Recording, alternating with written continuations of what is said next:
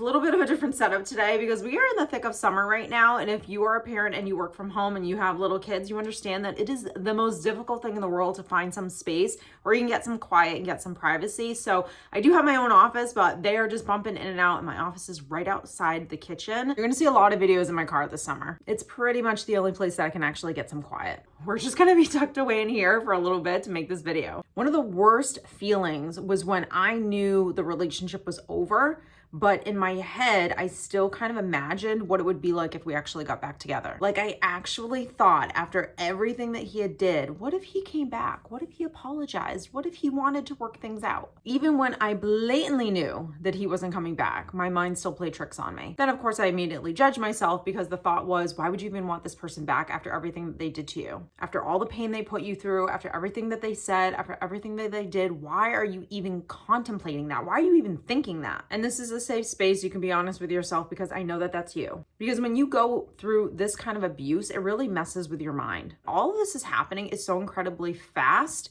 You are essentially going through trauma. And when you're going through trauma, you can't really wrap your head around everything that's happening. You just go straight into survival mode. You go into shock because what you're doing is going through the beginning stages of a traumatic experience. You either go from anger to crying to then just basically feeling numb. And this is where you're surviving what it is that you're going through. So when I was in that phase, I honestly was like, look at me go. Like, I am handling this like so beautifully. But the reality is, it's not normal to have been in a relationship where you actually question whether or not you're crazy. It's not normal to have someone call you their soulmate one day and then the next day they're basically chipping away at your self-esteem and trying to pick you apart, which is what a narcissist does really well because they have absolutely no empathy. Those types of relationships don't help you and they don't heal you. They keep you stuck in your wounds and your insecurities. They make you feel exactly what your wounds have always told you, which is that people leave and you have to earn love. You have to really be at your best in order to get people to stay, which is all about codependency, which is basically at the forefront of being a people pleaser, which is definitely has everything to do with you being an unhealthy giver. The thought that was kind of keeping me stuck in this loop was, what if he actually turned around? What if he came back? What if we could actually change this? What if this could be fixed? I was struggling to accept who this person actually was. I was still wanting the version of him that I actually fell in love with, which was the character. You see, your mind can't fully grasp who a person is when someone is playing a character and all of a sudden they turn into a completely different person. The screwed up part is that I think at that time, I, as much as you right now, might need the reminder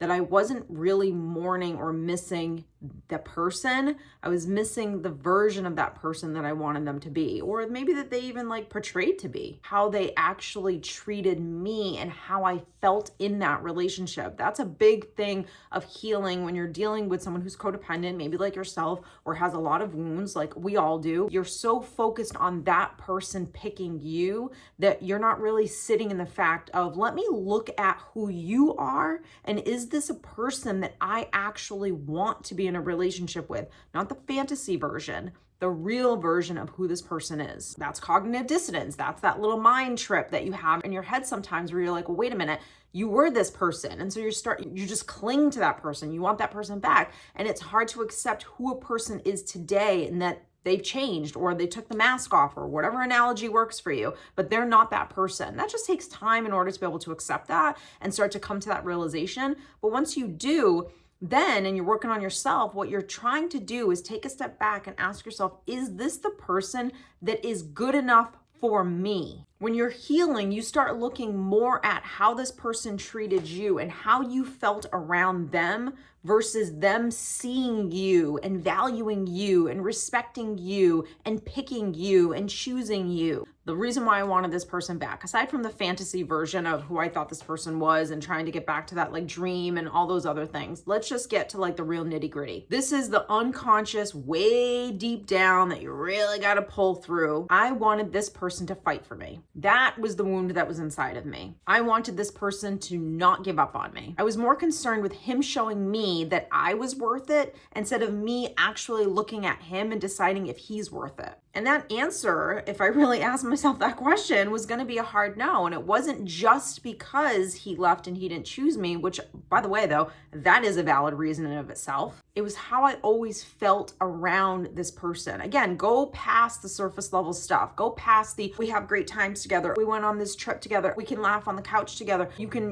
have great intimacy, whatever it is that's on your list of things that you're like, I really do like about this person. I really do love about this person. Take that stuff out. Get to like the core character of how this person makes you feel in your relationship with this person, the foundation, the friendship, the things that you're really looking for that are going to connect you to a person. I'm sorry, they're not there. You can lie to yourself, you can try to convince yourself of that, but they're not there because you are dealing with someone who is not well. You are dealing with someone who's narcissistic. That person is never going to be able to give you the emotional relationship that you're looking for. They may be able to provide something financially. They may be able to, birth you, give you a child. They may be able, anything that happens in our relationship, nothing's going to break us type of a thing.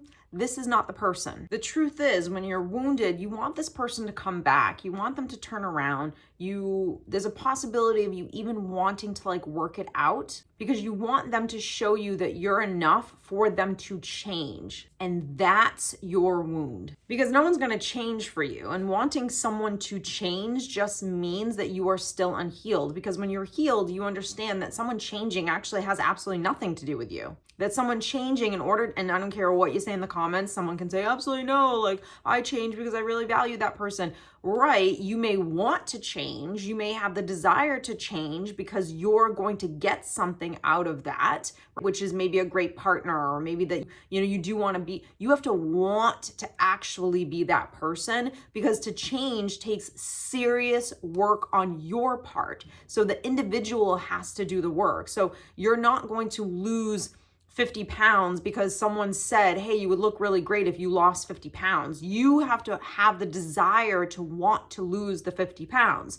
So this person changing for you is just not going to happen. Aside from the fact that there's so many layers to actually changing core things about yourself that takes so much time and effort, and this person is just not equipped to be able to do that. Sometimes you just want them back because you don't even know who you are without this person. So much of who you are and your identity has been tied to this relationship that to start over or not have this person in your life actually scares you. And having to accept and say that something is actually finally over, you have to grieve the loss. You have to accept what the reality is, even though that's not the reality that you want to be. So a lot of times people will get stuck in this notion of even subconsciously kind of wanting them back because they haven't really accepted the reality of what's happening. The truth is, most people actually don't want their ex back. They want the versions of who they were going to be in that relationship. They want the dream. They don't necessarily want that person. They want the love. They want the connection. They want all those things. They want the friendship. They want the things that they wanted even before they even met that person.